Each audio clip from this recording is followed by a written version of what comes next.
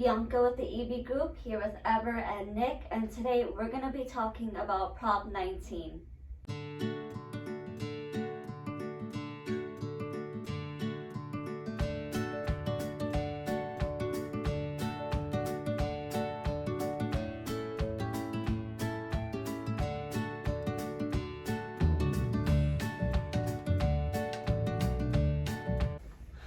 All right, thank you guys for joining. Again, we're going to be talking about Prop 19, passed back in end of last year, and it actually went into effect yesterday, April 1st.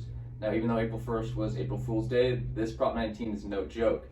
Now, it actually extends on Prop 13, which was passed in 1978. And just a brief introduction on Prop 13, if you're not sure about that. What it said was that if a homeowner were to purchase a property, that they would be taxed at a 1% tax assessment value of the purchase price of their home, and it would be capped at 2% each continuing year as their home value went up. So this helps a lot of homeowners, especially older folks maybe that are stuck on an income limit based off of Social Security, things like that. This keeps them from paying too much in terms of how much they're earning per year, keeps them from paying maybe too much in property tax.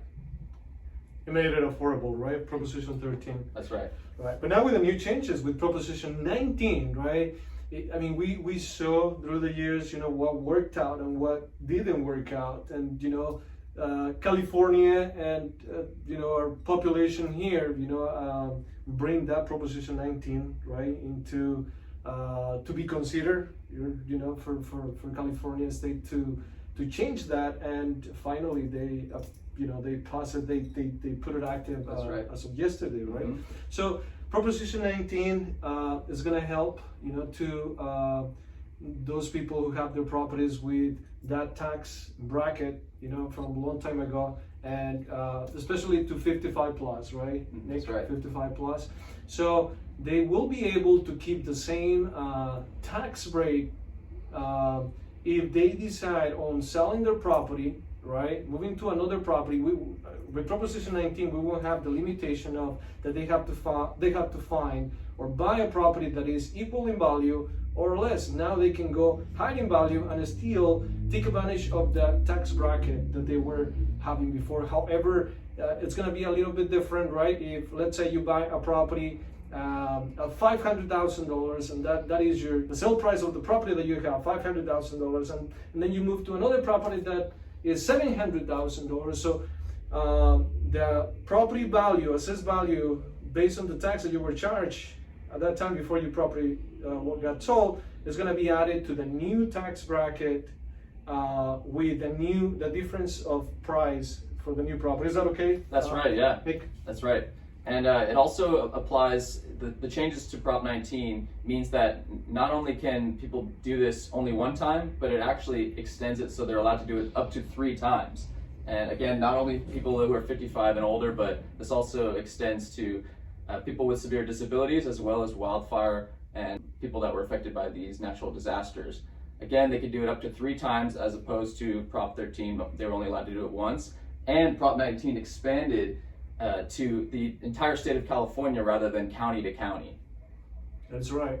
Only thing, everything has its pros and cons, right, Nick, Bianca? Mm-hmm. So now with Proposition 19, those people who were inheriting their property to their heirs, the property going to the new heirs, if the property that is given to them is going to become their primary residence, they can still enjoy the tax bracket. But if they are not going to use it as a primary resident, then it will reset to the new tax bracket based on the time that they acquired the property. Is that right, Nick? That's right. That's completely right. And in terms of this is a plus for especially the new group of people who are allowed to change their or bring over their old tax bracket, especially wildfire and natural disaster victims.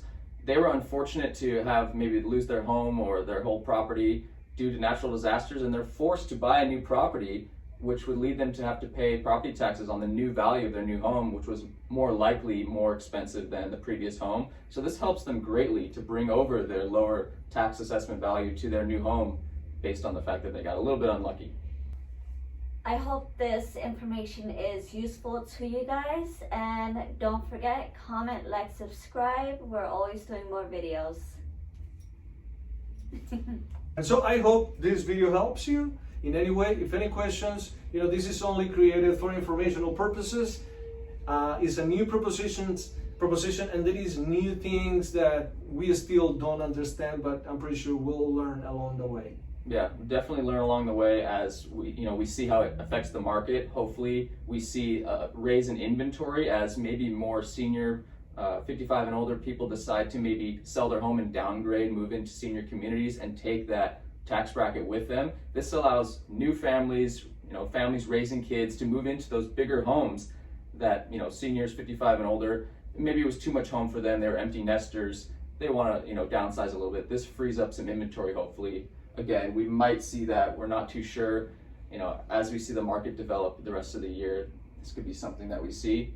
I mean, we're really suffering, right? Inventory is really low, and we have a lot of buyers out there trying to buy, especially right now in this time, right? We're competing with like 40, 50 offers every time we send an offer for a buyer. So definitely, hopefully, if it frees up some inventory for those new homeowners coming into the real estate market.